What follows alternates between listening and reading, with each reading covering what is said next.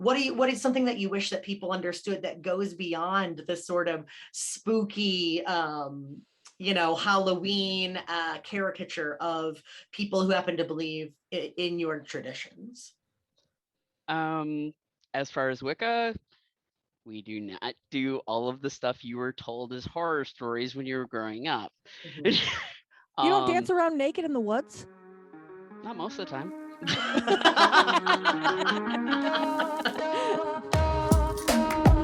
Hi, my name's Leo WT, and you have found your way to the Conversations podcast. Conversations exist to create spiritually minded conversations about life. We desire to create safe space for dialogue and community. We desire to come together regularly and intentionally to generate conversations about life, belief, and the intersection of the two. Everyone is welcome at the conversation. Hey friends, hi, how are you? My name is Leo WT, and I am here with my friends Meghan and Kyndyl, and we are here to have a little bit of a perhaps aptly timed Halloween discussion. We'll let you decide if it was funny or ironic or just interesting that we decided to chat today. But I am excited that these folks came to join me for a discussion on spooky spiritualities, why we demonize what we don't know. So for those of you who don't know, who are wandering onto here for the first time or who are finding me through Meghan or Kyndyl's page, this is Conversations. We desire to come together regularly and intentionally to create spiritually minded conversations about life, belief, and the intersections of the two. And absolutely everyone's voice is valued at the conversation. And today we're coming together to have an intersectional conversation about different faith systems, different spiritualities, different religions, and why, especially during spooky season, we have a tendency to demonize people who are not like us. I wanted to name this episode Why We Demonize the Religious Other, but then I actually realized that there was a subtle condescending nature in my own words by labeling someone else as a religious other and assuming centrality of my faith. And so I specifically steered clear of that title, but I wanted to let you know that that's something I'm actively working on as much as I'm talking about actively working on it. So with that caveat being said, one more thing to get out of the way housekeeping wise, and then we'll pitch it over to my friends to intro themselves. But it's really important that folks know that when we have a conversation, no one person has to bear the weight of their entire belief system. So with my friends that are speaking today, and this is a thing that people tend to do to people who are other than Christian, right? Is we tend to put that one person as like, if you know a minority person, like if you know a gay person, that gay person speaks for all people. If you know a Muslim, that Muslim speaks for all people. If you know a Satanist, that Satanist speaks for all people, but that's not actually true, right? When you have met one Satanist or one Wiccan or one Christian or one Muslim or one atheist, you have met exactly one. And I want to put that out there here. So my friends are coming to this conversation in good faith to engage in it. And I would love if we could respond in good faith, to not be egocentric and to really be open to hear whatever comes out in this conversation. So with that being said, I am going to let Meghan introduce themselves, and then we'll pass it on over to you, Kyndyl. All right. Hi, my name's Meghan. My pronouns are she, her. And I am a member of the Satanic Temple. I have been for a little over a year.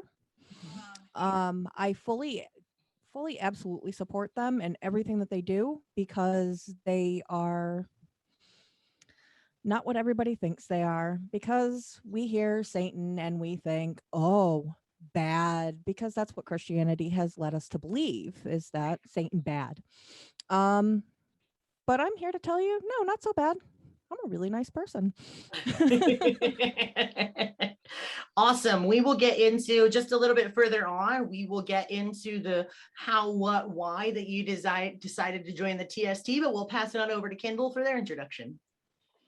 Hey everybody, my name is Kyndyl. I am a fourth year MDiv student at Iliff School of Theology, and I am a Wiccan priest in Southern Missouri. I've been pagan. These are things that I always assume go together. Wiccan priest in Southern Missouri. Yeah.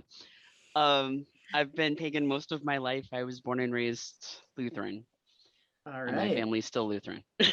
All right. Interesting. I cannot wait to dive into that conversation. Yeah, absolutely. I'm really excited to have you here because I think it's really important that folks be able to draw a delineation between Wicca and witchcraft also. So we'll get into that a little bit. Actually, would you mind starting us off with that real quick, just so people can understand what Wicca is and what it isn't real quick, and then we'll kind of spin that around to back to Meghan, okay? With the caveat that this is my interpretation and not everybody shares the same one. Absolutely. Wicca is one division, one specific tradition. Witchcraft is how you go about it, which is why there are Christian witches. Okay. All right. All right. I like that. I'm actually hoping to, and maybe you can help me on this, but I'm hoping to have a conversation about Christian witches because I do know several. The problem is that, people demonize what they don't know. And so it's really, really hard to explain that. So how did you come around to Wicca, having come from the Lutheran Church? Starting with being a vegetarian and environmentalist and animal rights activist, and I looked at the Bible and went, everything in the world belongs to humans and we're screwing it up. Yes, absolutely. So a faith where men and women are treated equally. Women aren't told they can't speak. Women aren't told they can't do certain things. Just made a lot more sense. I was introduced to the Cubs group back in South Carolina where I grew up, which is the Covenant Unitarian Universalist Pagans. Okay. I didn't even know the religion I was practicing was a modern religion until one of my mom's coworkers told me. There you go. I think that is too a common notion because especially if we're operating from like a Christocentric sort of way of life, people just hear pagan and they think, like Old Testament, or they think like biblical times, but they don't realize that that's an actual thing here and now. Yep. So it's kind of interesting that you're, reading the Bible led you to that. Yeah, reading the Bible and growing up in South Carolina, get lots of examples of what not to do. I can't imagine how that would happen. No, I don't know. And also being gender nonconforming, transitioning, and everything else. I was like, yeah, that's not going to work in that setup. It's not for me. Right. Other people it does. And you mentioned that you're in seminary, correct? Yep. Are you in a theology school? Yep, Methodist. Okay. All right. So the plot thickens here. Ooh, me too. Samesies. Right, Meghan. Like let's hear a little bit about you. Let's hear a little bit about your unique journey that brings us to yourself today with your fabulous makeup. Oh, I didn't mean to interrupt. No, I just really like doing makeup, and I like doing really fun makeup. It's just it's a fun hobby for me. I'm here for it. Awesome. But yeah, so I grew up in a Methodist church. My mother was the choir director. Okay. And she also played the organ. So I was in that creepy church constantly. But the thing is that the church is next to the library. So I would get bored and my mom would be like, go over to the library, get out of my hair. Goodbye. And she would send me over to the library, and I started I'd come back with stacks of books, and I actually found the religion section. And I said to my mom, hey, so there's all these religions. How are we sure that we're right? And she didn't have an answer for me. And she instead told me, you don't have to come to church if you don't want to. If you're feeling that, this is something alarming for you and you're not getting the answers that you need, you are a whole person who can think for themselves. Which kudos, Mom. Yay, no, it comes back around. Usually does. Yeah, no, it does. Real bad. But no, and I spent a lot of time being atheist. I did actually look into Wicca for a little while, and it was just the belief structure for me was I can't personally get into anything that has a belief structure because so the number one tenet is we're responsible for ourselves. Satanism. So what led me to that is if I fail a class, praying's not going to help, you know, like nothing's going to help that. I did that. Me. I'm also the one that's in charge of passing the class with flying colors. So, you know what I mean? And that's kind of what led me to there. And I started doing a lot of research on the different types of church, because like the old Anton LaVey, like, you know, Satanic Bible. Right. That is so, can I swear? Do you mind if I? Yes. Oh no, go for it. Go to town. Okay, that is. I thought you were like, can I swear on something? No, you can say bad words. No. That is so fucking edgelord. I am so sorry, but like that shit, like, and there was just like, there was a lot of stuff in there about like magic too, which I really couldn't get behind. I mean, if I couldn't get behind Wicca, and this is no offense to Kyndyl, like whatsoever. Okay, great. That's just something that I couldn't get behind. And like, but that was the thing that I loved about Satanism, was that you can kind of pick, and there's all different types of sects of Satanists.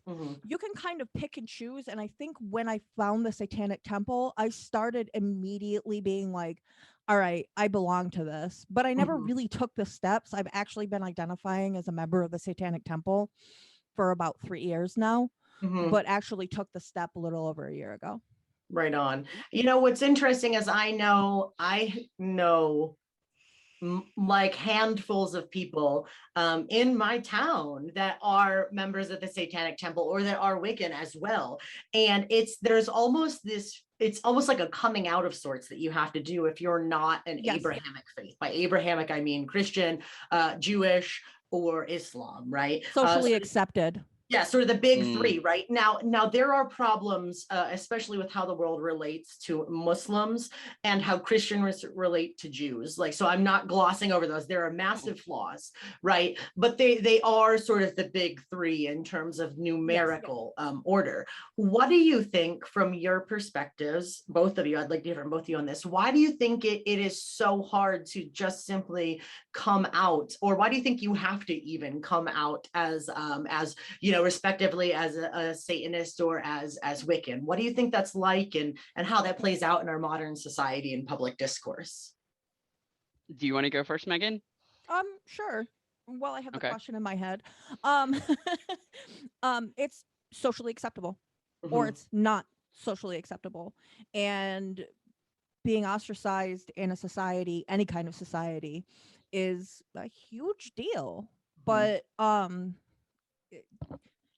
because of lockdown, I got to the point where I was like, I don't really even like society. I don't really right. In society. Like, I can stay in my house with my cat. We're good. Yeah, exactly. My cat that my husband snuck in and took out because he was screaming. But yeah, no, I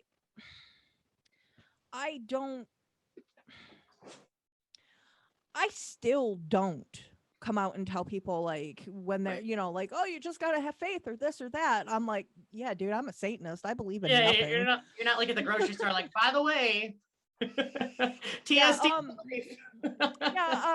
I mean, you can tell because I wear a lot of Blackcraft shit, you know, but I mean, you can kind of tell, right? That, you know, I follow an alternative religion, but a lot of people don't like come out and ask. I actually have a friend who was just like, wait, like a very good friend of mine that I've had for years. And I was telling him about this podcast and like, yeah, I'm going to be on this podcast and I'm going to talk about Satanism.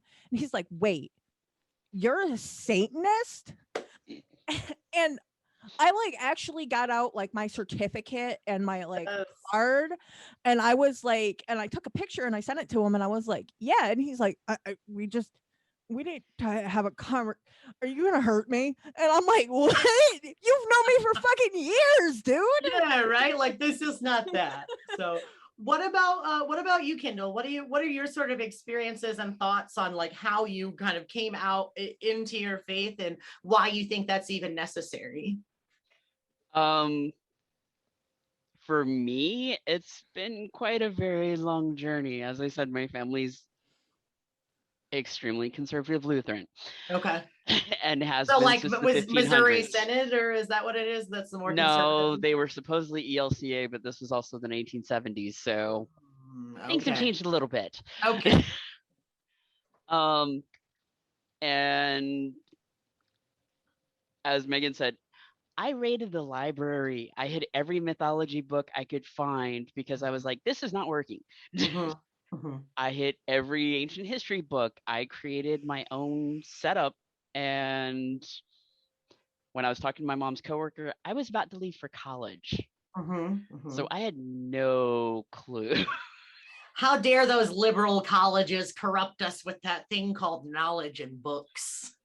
Oh, and then being pagan at the College of Charleston was not easy. Yeah. Yeah. Not exactly a liberal city right there. Absolutely. But I've lived all over the East Coast, and pretty much every place I've lived, I've kind of had to slide my way into, as you said, coming out, Mhm. because there's been 2,000 years, well, 2,500 years of anti everything except Abrahamic faiths, Mhm. even arguing over how Jesus or one of the prophets said something that Yeah. they will kill each other over. Absolutely. What did you have? What has the reaction been like? Like Meghan said, she had a friend who was like, "Really?" Did you have any sort of reactions when people, when you would come out to people and say that you were Wiccan? um, One of the things I did was arrange for us to have public circles on the State House grounds in Columbia, South Carolina, Okay. which, trust Very me, was a nice. fun adventure. And we'd have people coming up to us going, "Why do you have children here?" I'm like, "It's midday at lunchtime in the middle of the city. Right. Like, Hi, we're not sacrificing kids. We're not doing this. We're not doing all the other stuff you've been told we do. yeah. Here's proof. Sit there and watch." Yeah. Let it happen. I'm not ashamed or afraid of this. So, Yeah. And I was very blessed to find some amazing teachers, including the one I moved to Southern Missouri from Massachusetts to study with. okay. Little culture shock. Right. Just a tad. Little tad. What are so I kind of have this theory in my head that a lot of times religion functions in society as sort of an identifier, right? Like we don't have varsity jackets once we get out of high school that says I did this or I did that. You know what I mean? But I feel like human society is ordered around community and communal gathering. And it's funny because even now, especially like you'll see, especially in the pandemic, people gathering around the idea of not liking people. You know what I mean? Like these are common trends. Like we still want solidarity. And so I feel like a lot of times religion can function to build that solidarity. But what are some of the beliefs that your respective faith systems, spiritualities, however you want to refer to them, what are some of the beliefs that drew you to them in particular? Not necessarily the myths or things around them, but the things that made you say, yeah, like I fit here. Empathy and helping all above all. Helping Yeah. others above all, excuse me. Yes. I'm really rusty on the tenets. I read them every once in a while and I'll go, I'll remember these, and then I never do. So that's why No worries. I think what I've gathered about Satanism is it's not about like just this sort of creedal where we have to say the right words belief system. Yes, But, but a funny thing that you said, and I'm sorry to interrupt, but the funny no, thing go for it. The funny thing that you said was, like we don't come out with, like I did this and I did that jackets, you know what I mean? Mm-mm. Like, so I feel what Satanism has done is it's given a voice and a community to atheists. Because we don't believe in God. We don't believe a common misconception that Satanists believe in the devil and worship them. No, we do not. We do not believe in the devil. We do not believe in God. We believe in ourselves. Mm-hmm. I think there's an aspect of that I see in Islam as well. And I mention Islam not from an insider perspective, making that disclaimer, but because I've been in this Abrahamic faiths class this semester. And I spent a full week in 5 hour a day, 6 days in a row discussion about the Abrahamic faiths. And I happen to be the only non-Muslim. But one of the beautiful things I learned about Islam is that there's actually an emphasis on self-agency within that belief system. And I think that maybe perhaps in some ways, Satanism and Islam would share that sort of conversation around the value of and the responsibility of oneself to create or to bring about the things that they believe in the world. I think that's one of the, like the satanic tenets are really cool. I think I might actually pull them up here and have us read them in a second while that's why I went like this. Yes, I was about to pull them up. Yeah, if you want to pull them up, we'll talk about that. Why Kyndyl kind of tells us what are some of the beliefs that drew them to their faith practice. The respect for all life.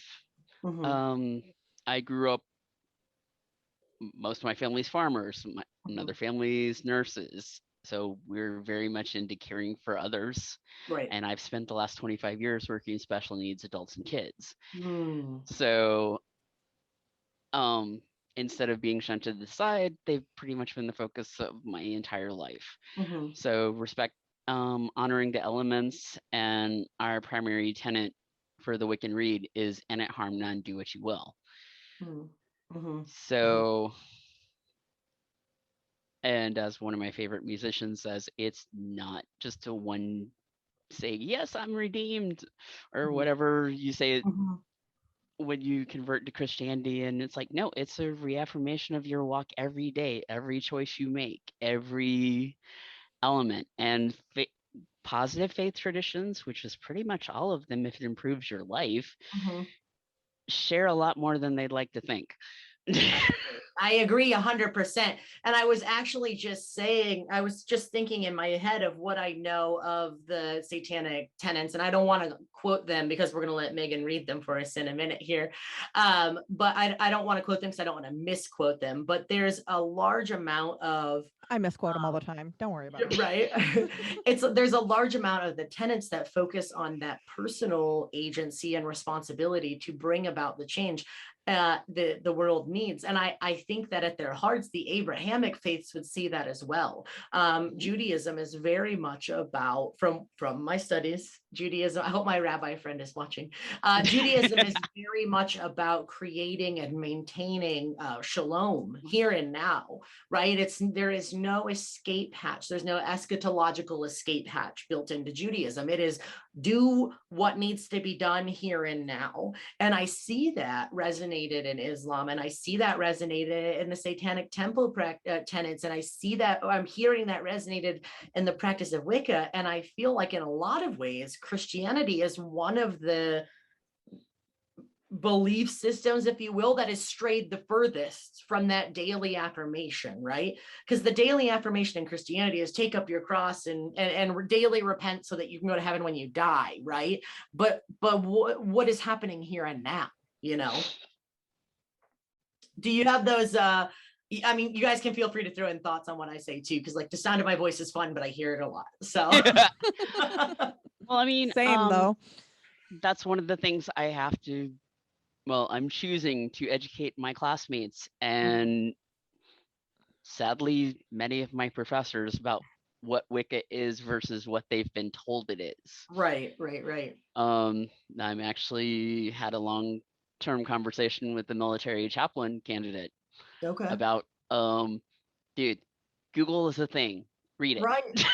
Like, look it up, man. It's 2021. Like, look it up. 2021. Hate to break it to you, but the weighing of the heart is not a physical part of the funeral. I always tell my husband, Google's free.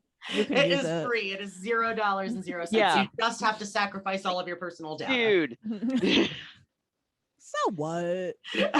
Little price. Right. Do you have those tenets pulled up by Meg? I absolutely do. Yeah, let's check these out for a minute, because if you have not heard the Satanic Temple tenets, I need you to get your listening ears on, because you are about to learn something. One should strive and act with compassion and empathy towards all creatures in accordance with reason. 2, the struggle for justice is an ongoing and necessary pursuit that should prevail over laws and institutions, which is one of the big things that they're doing as far as abortion in Texas. And they're using the next tenet as a basis for that. If you belong to the Satanic Temple, they cannot tell you what to do. So number 3, one's body is inviolable, subject to one's own will alone, which when I say that I'm proud of my church, I guess you could call it that. When I say that I'm proud of my religion for fighting that, I am absolutely 100% proud of my religion for fighting that. 4, the freedoms of others should be respected, including the freedom to offend, to willfully and unjustly encroach upon the freedoms of another is to forego one's own.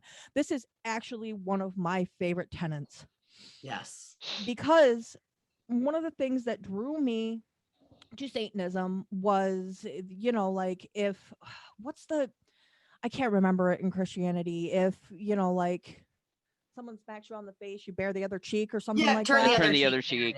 Turn the other cheek. Yeah. Well, like in Anton LaVey's version, it's if somebody, smite you on one cheek, smash them on the other. Mm-hmm. Which to me, like,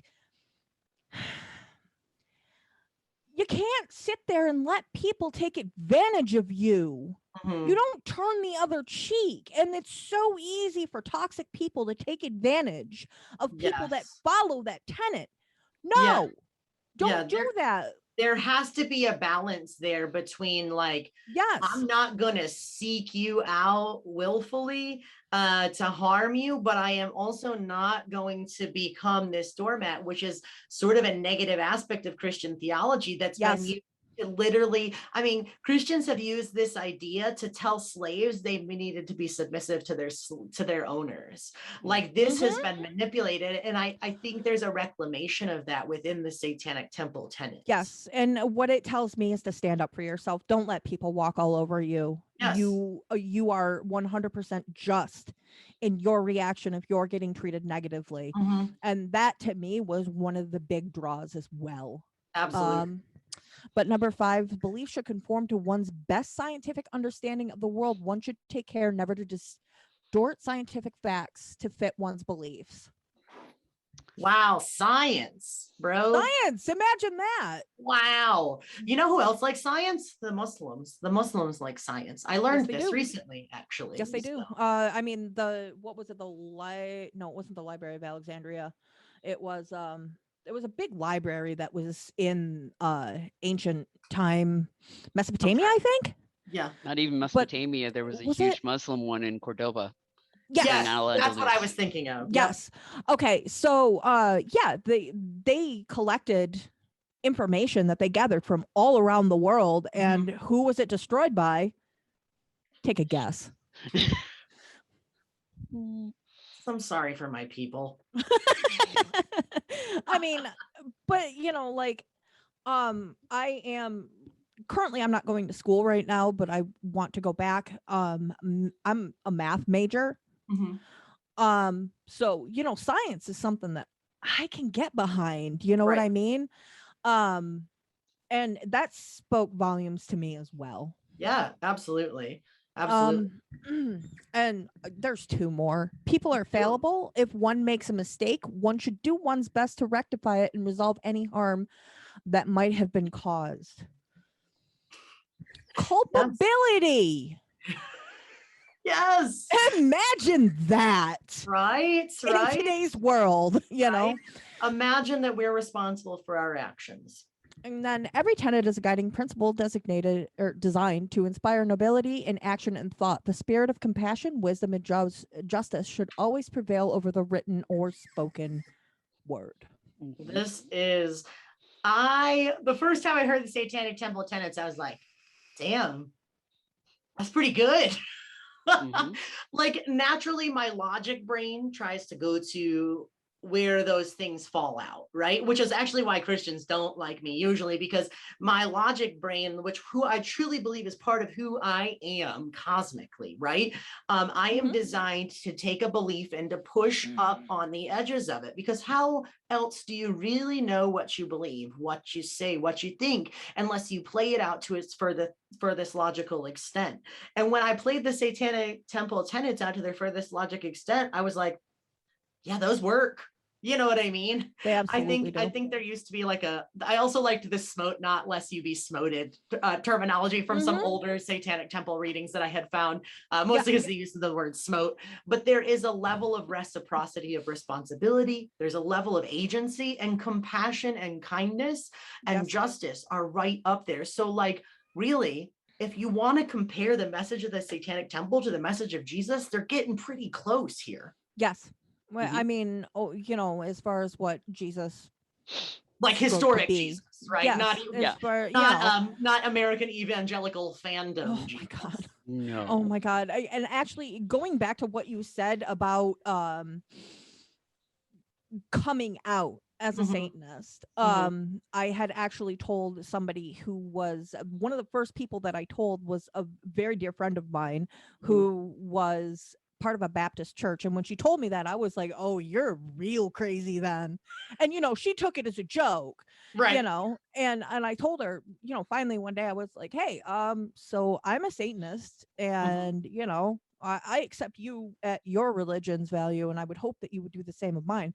And she acted fine, like, okay, yeah, no, I can accept that. And we had a conversation about it. Right. I've talked to her once since then, and it's been 3 years. Mhm. That's disheartening. It was very disheartening, and I had tried to get a hold of her, and she left me on red. So I was like, okay, that's cool. Cool. So you are your Yeah. religion. Yep. Yeah. That's sad. Yeah. And We I were good think friends. that brings up a salient point in terms of interfaith groups, because people want to say they're interfaith, but I do not think that you can be passively interfaith. Much like you can't just be not racist, like that's not enough. You can't be passively interfaith because you're always going to operate from your perspective. That is part of the fallibility of the human condition. Absolutely. Kyndyl, I'd really like to hear about this because you're I literally. was just going to say, I'm sorry I've been eating up so much time. Kyndyl, please speak. Oh yeah, no. Well, I feel hate like this is- interrupting, and I'm used to listening. So No, and I feel like this is perfect because you're in the thick of this, right? With what you're doing, you're literally being actively interfaith. And so I'd love to hear about sort of your perspectives on that and how you've experienced, like, have you had a reaction like Meghan was saying, or what have you experienced? Because I feel like a lot of interfaith work is lip service these days. And at best, it's different kinds of Christians getting together and patting each other backs. And at worst, it's actually harmful. actually, one of the projects I'm currently working on, it's actually going to be my thesis and probably my PhD project. But Okay. I'm putting my name and my information along with my church and my supervising clergy, and we're leading basically information workshops for CPE programs. For people who don't know, CPE is clinical pastoral education, which is a requirement for chaplains and MDiv students that want to be ordained. Across all, pretty much all real seminaries. Yeah, and it's also a requirement for the professional, basically licensing for hospital and location chaplains. Yep. We've done And military too, from what I've heard as well. Yep, CPE hours are pretty much required for almost anything you really want to do as far as getting a license. Yep. There are places that will hire you without it, but it doesn't look good. Right. And having experience is a good and happy thing. But we've had several workshops, and with a regional hospital in Ohio, which has children's hospital, adult hospital, a trans clinic. Okay. And we've offered resources of here's what you need to do for Wiccan consumers. That's the term I'm used to. So consumers, clients, patients, whatever term your situation uses. And I've basically put my name out for my classmates. Me and 2 other people in my cohort are the only non-Christians out of 30 people. Okay. Which is not a huge example. Right. But most people are still like, you're pagan at a Christian seminary, what? And they just don't understand how they can coexist. So like that can happen. Yeah, it's been a lot of, for lack of another term, but code switching to try and do things. Luckily, ILIF is also incredibly liberal. I mean, we had a body and sexuality in Hebrew Bible class last year. We had queering early Christianity, and your kitty, my kitty. That is a topic very close to my heart, queering early Christianity. That may be a focal point of my thesis work. Yeah. Do you feel like you get demonized for that? What, for being Wiccan in a Christian seminary? Yeah, like, do you feel like like how I was describing? My classmates and the staff? Not really. There have unfortunately been a few, like the chaplain candidate I pointed out earlier. And there's been several that go, "You're Wiccan? What are you doing here?" I'm like, same thing you are. Yeah, the same exact thing. Like, Getting my MDiv. yeah, absolutely. Have you run into, at least in your educational setting, have you run into more like sort of questions than really like like obstinance? A lot of it's questions because most of my classmates are also older than I am. Many of them have served a full time in the military. Others have had a full career. One of them's a surgeon. One of them is actually a pet chaplain, which I think is cool. Yeah. Um, There is that's an interesting part about sort of training in the religious world at this point, is that the religious world has kind of put up barriers to people that don't already have a pre-existing career joining the religious profession, because the cost of seminary is exorbitantly high. There's all these thoughts about who can go and who cannot go, when really people like Meghan, people like you, people like myself are the ones that need to be in these places, because otherwise you just end up with a cloistered situation that's sort of out of touch with reality, right? But we need to be actively engaging in these interfaith spaces in order to change things, I think. Yeah, and one of the reasons I chose Eilish is because of the leader of the pastoral counseling program, which is Carrie Doring. Okay. Who pretty much her entire career has been interfaith work, pastoral work, moral stress, PTSD. Okay.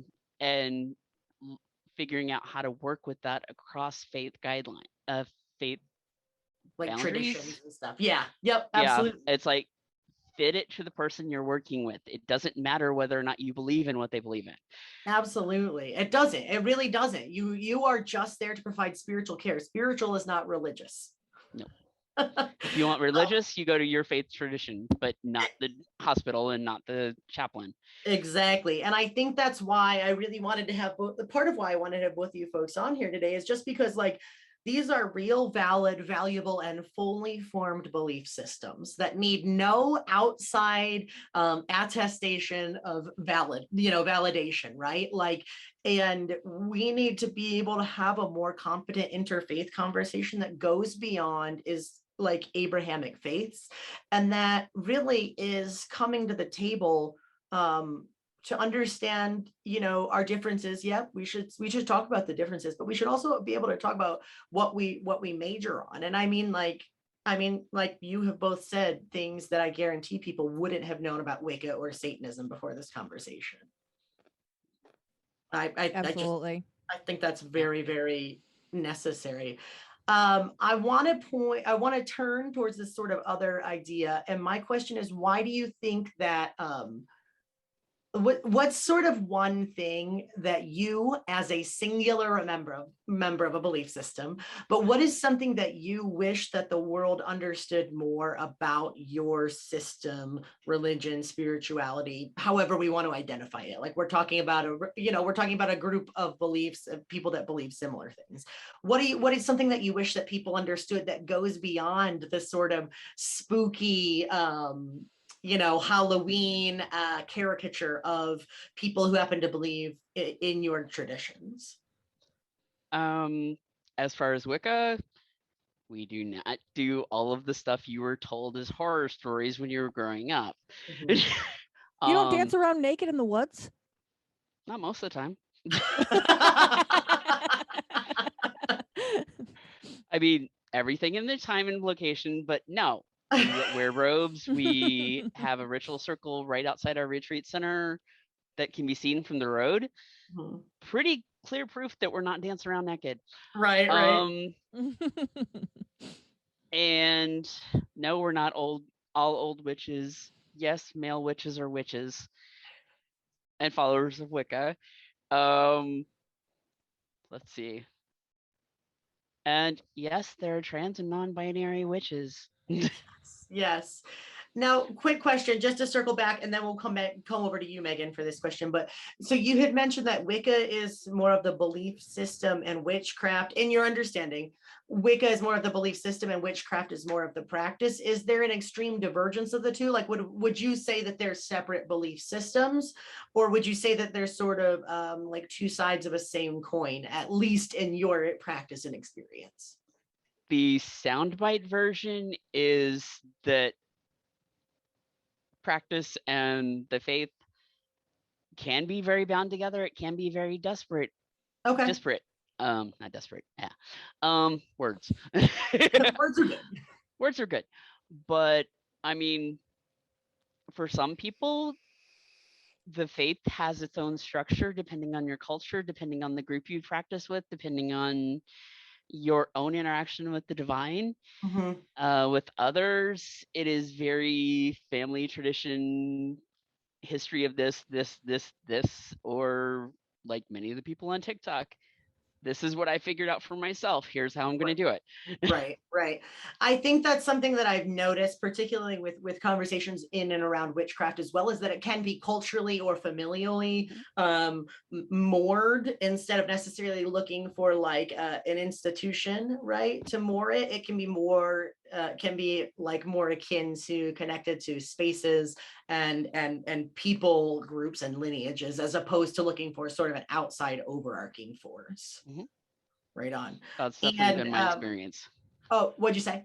That's definitely been my experience, because I mean, I grew up in South Carolina, so we had the Appalachians, we had the Seacoast, we had all the other traditions that are basically a melting pot in South Carolina. For sure. Yeah, you have a lot of coinciding sort of socioeconomic factors there that would affect you. So, Meghan, what's something that you wish that people knew that kind of goes beyond the sort of demonized, caricaturized, like a Halloween version of your belief system?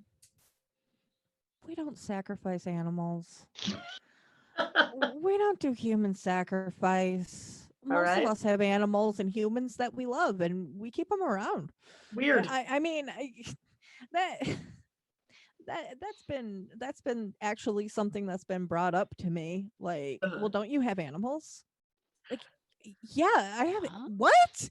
Yeah. What kind of a question is that? Right. Like, that's actually something that's been directed at me, and I honestly was a little bit insulted. Yeah, absolutely. A little bit. I was like, maybe you should pick up a book. Yeah. At this point. Animals. That's adorable. Does that cat not have a tail? No, it got run over. Oh my god. What? Andy, come here. Magical kitty.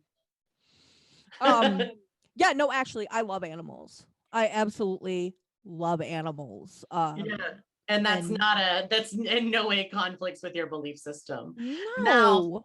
Now I have a big question here. I have a big question. I'm really excited to hear what both of you have to say about this, because my thought process on this has been ever evolving for the past, like, let's say about 12 years or so, since I started sort of deconstructing from Christianity.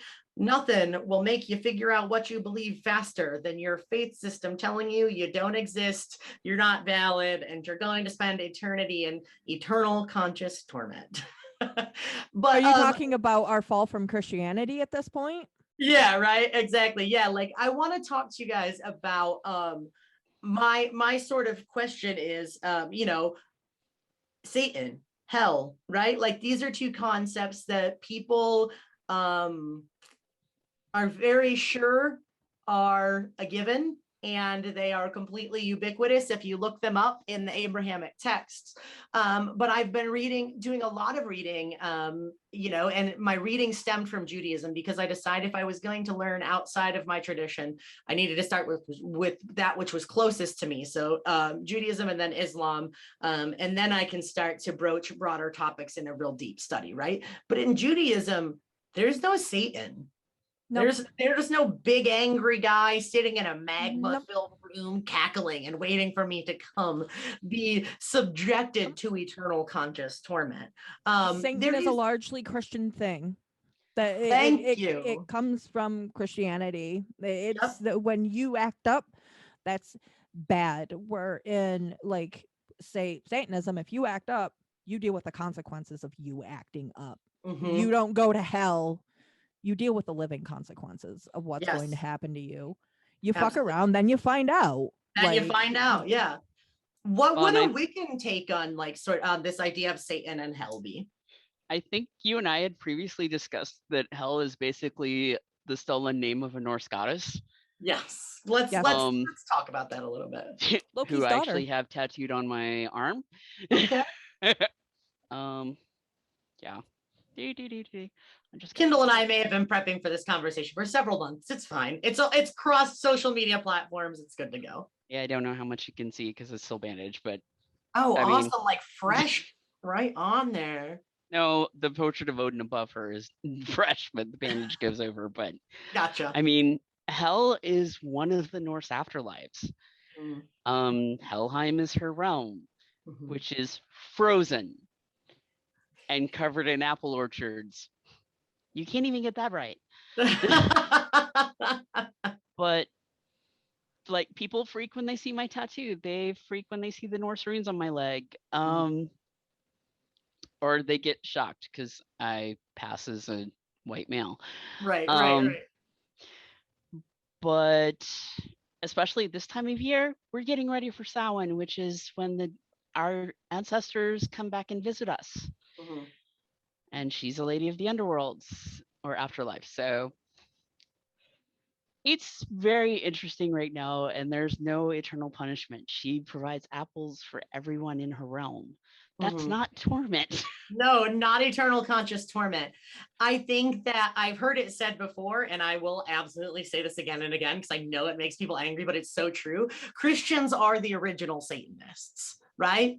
Like Christians are the ones that are like, but they're not the fun, cool Satanists. no. But No. they're like, that's the wagon that we're hooking our horse to, right? And running with. But what do you think?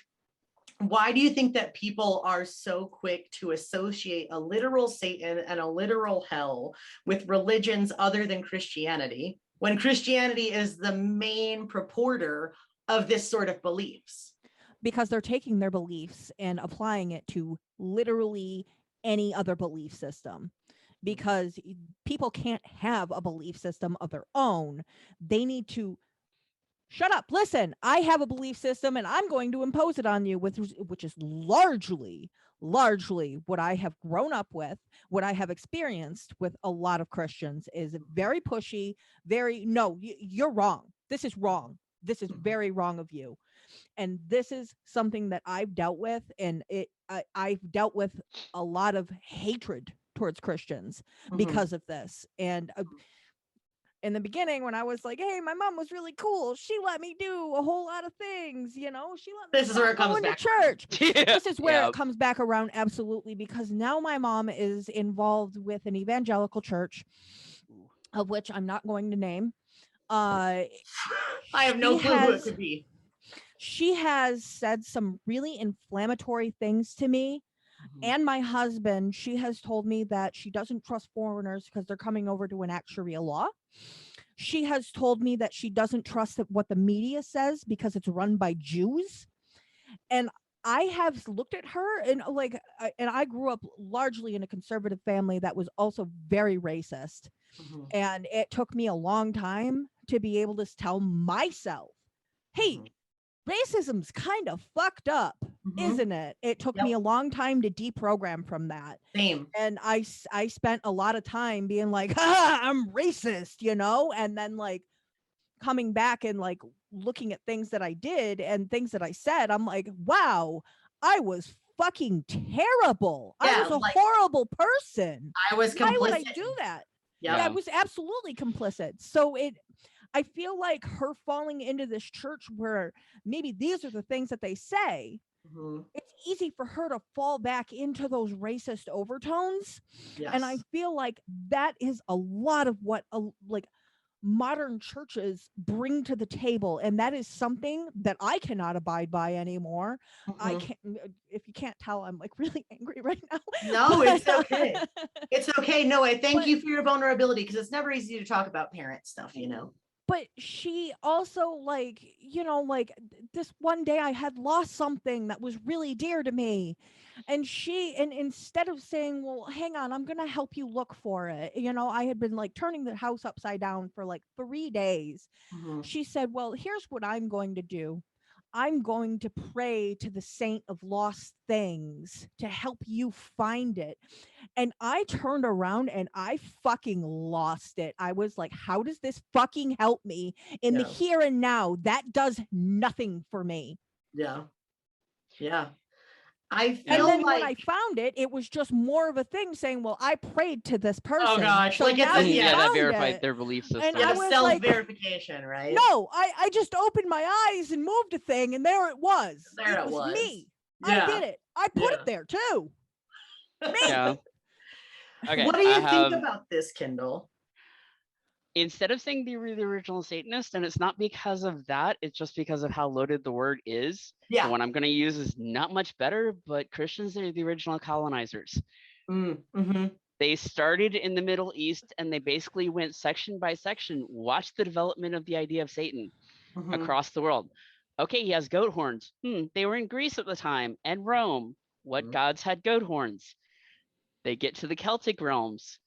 Oh, gee, now he has antlers. Now he has dark skin. Mm-hmm. The Celtics were actually made to stop believing in, I don't remember what the name of their god was, but they were actually made to stop believing, or they had to reinvent that god because of the fact that that god had horns. Yeah, and when Christianity, Cernunnos, Hearn. Yeah, I think it was something like that. I had to do a project on it in Irish culture. But one of the things that I found fascinating was when the Christians came in, they were like, you can't worship this God anymore.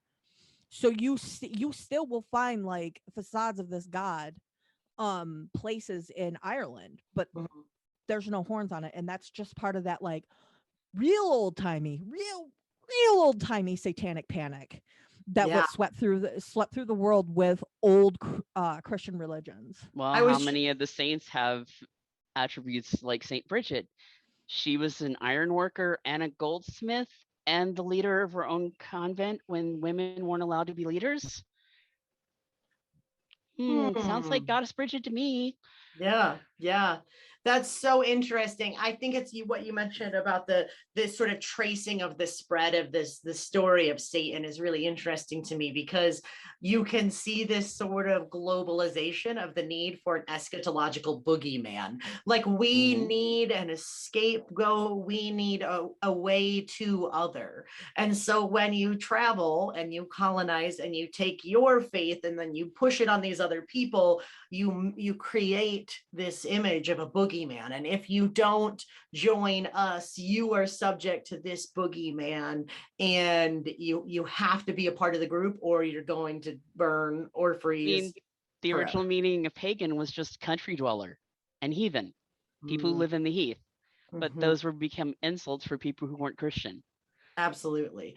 Yeah. And you can see the spread of that. And when it comes to Christianity, I feel like I'm that guy that's got to come get their crazy drunk uncle from the family reunion, right? They're like, Leo, your people are acting up again, right? Like I feel this responsibility because to me, the last 12 years of my life is spent figuring out, why did any of that matter? You know what I mean? What did I grow up with, and how does it matter at all in the world? And a lot of things I do right now because, to turn an exorcism phrase, but my faith compels me. But I'm trying to figure out what's left when you pull apart the wreckage of that colonization and appropriation that we see with the spread of Christianity. Because you don't see that from Judaism, right? They don't recruit. I mean, if you look at percentages of Christians versus Muslims versus Jews in the world, Christians and Muslims have significant percentages, but Jews don't. They don't proselytize, because you don't even have to be a Jew to believe in Judaism, right? May I? Yeah, go. Slavery isn't legal. I'm sorry. No. Do you need me to explain that a little bit more? Yeah, go for it.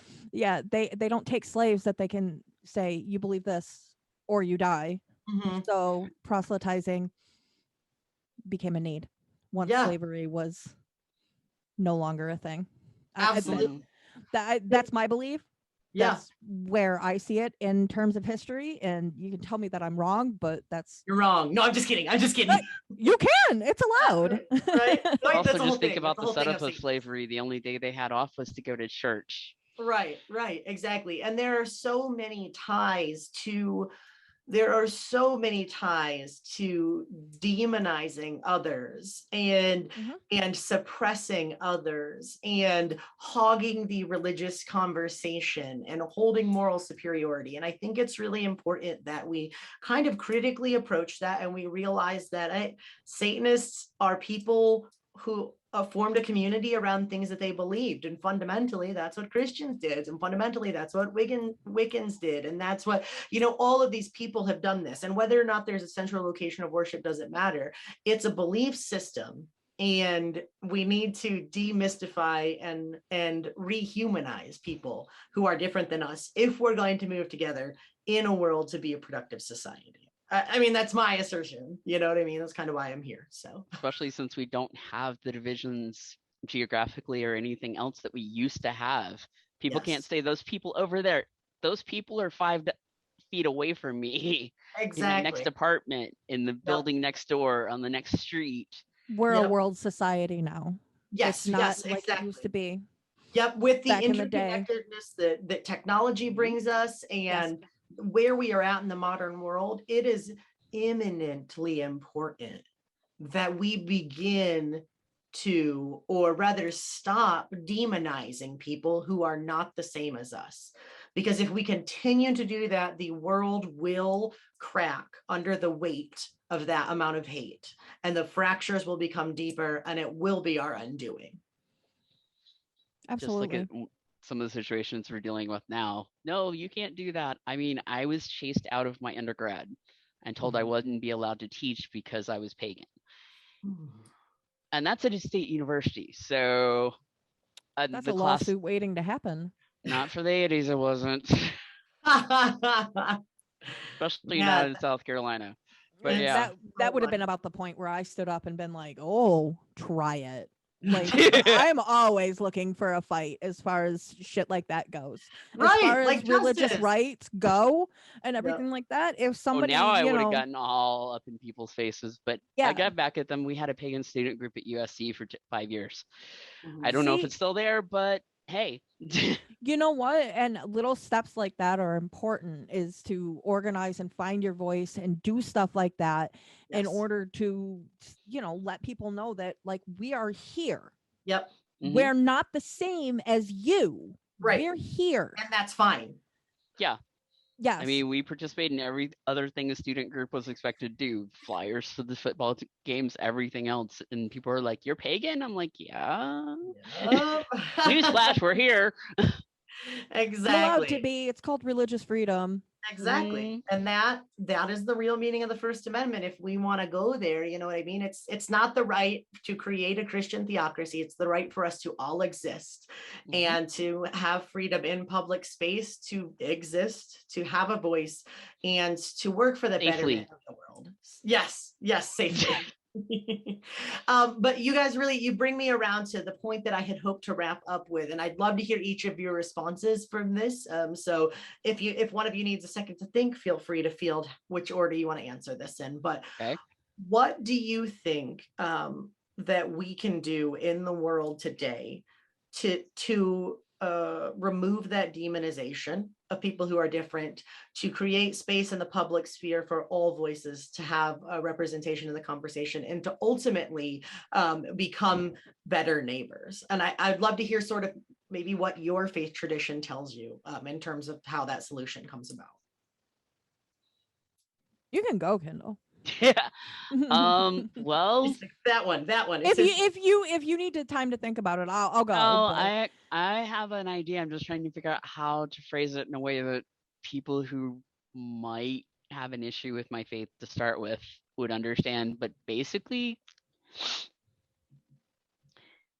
we need to be able to have conversations like this, like on this podcast, like the webinars we do for the CPE programs, like the programs we offer for various other things through my church. And educate people, because like one of my classmates, we've been in classes together for 4 years. I'm one of the only 2 pagans she knows, and she lives in Florida. I'm like, you okay? Don't get out much, do you? Right. Yeah, she's like, I think it's the fact that we're open about being pagan, and we're also open about, if you have questions, ask us. We will tell you what we understand, and you can ask 5 other pagans and probably get 5 other answers. But having spaces for education, for communication. I mean, I literally wear my faith on my arms and on my chest, much like you, and pretty much all over my car. But coming out is a thing. People shouldn't have to come out about things that make their lives better. And the more demystifying, literally, that we do, the better for everyone. Because when I tell people we have a Wiccan church here in town that's been here for multiple years, over 10, I'm pretty sure, people are like, we have what? Right. Like, yeah, it's right outside of town. Yeah. So we absolutely, I think you're correct. We do have to do that. And we can't always leave that on the shoulders of minority groups either. We need to, especially people with social capital and privilege, need to stand up and say, this voice needs to be heard. Listen, you know what I mean? And especially in small towns, sometimes people with privilege do need to take the microphone, and that's okay. That's how privilege works. Privilege is not bad until you hoard it. So we need to share that privilege, and we need to use whatever intersections of privilege we have to widen the conversation. Thank you for that thought, my friend. Meghan, what's your thought on the question? My thought is that talking to people, like, that needs to happen. Like, when people like name call me, it doesn't, why get angry at that point? At that point, you need to sit down and have a conversation with them. Like, what about me makes you feel so angry that you need to lash out? And it's having a conversation with somebody, much like I like to have conversations with people about that are different from me politically, because I want to know why they think the way they think. Try to get, inside their head a little bit, and not to change it by all means, but if just understand, just to understand. My best friend is gay, and he is somebody that when I told him, like, yeah, I'm a Satanist, he was like, girl, that's so cool. Like, and it was something that just made me feel so good inside. And it's one of those things that I'll always remember, is because I dealt with no backlash. Now, his mother is also a Catholic, like, grew up in Catholic churches, like, very much a Catholic woman. And when I came out and I told her that, I was a Satanist, I was also very drunk at the time, but I stood outside her car when she came to pick him up, and I talked her fucking ear off, let me tell you. And she is, like, totally cool with it. And it was that conversation that allowed her to see Satanism in a different light than, oh, well, they just sacrifice animals and humans and do all that shit. And it's basically having a conversation with somebody. It's breaking down the walls of that, like, here I'm hiding behind this wall where I think you're wrong. It's breaking down that wall, and it's telling them, like, you don't have to be afraid of me. We can I'm the same person that you've always known. Yes. I love that. I don't believe in anything. It's fine. It's fine. Like, I don't believe in shit. I just got a nice club for it. We call ourselves Satanists. You might not be a deist, but I certainly think you have some good moorings there, especially if you look at but I think that's really true. Like if you look at a lot of the great historical conflicts that we've seen in the world, from apartheid, from the North Ireland and South Ireland, Protestant Catholic conflicts, current day Israeli-Palestinian conflicts, so much of what really works to break down hatred is to create community conversations and to follow them up with interpersonal conversations, because it's much harder to hate someone whose face right? Yeah.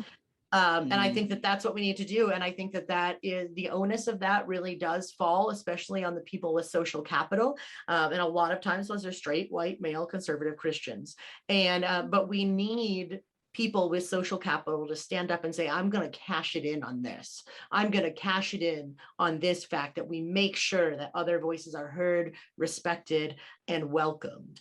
And I think that that's what we need to do in this world right now to move forward. So I have to say thank you so much, friends. I really appreciate your participation. I appreciate your presence, and I appreciate all of the conversations that we've had that have gone into this one conversation. For folks who are watching, you might not know this, but there's so much that goes on behind the scenes to make conversations happen, including an inordinate amount of TikToking, which is how I found Kyndyl, or Kyndyl found me rather.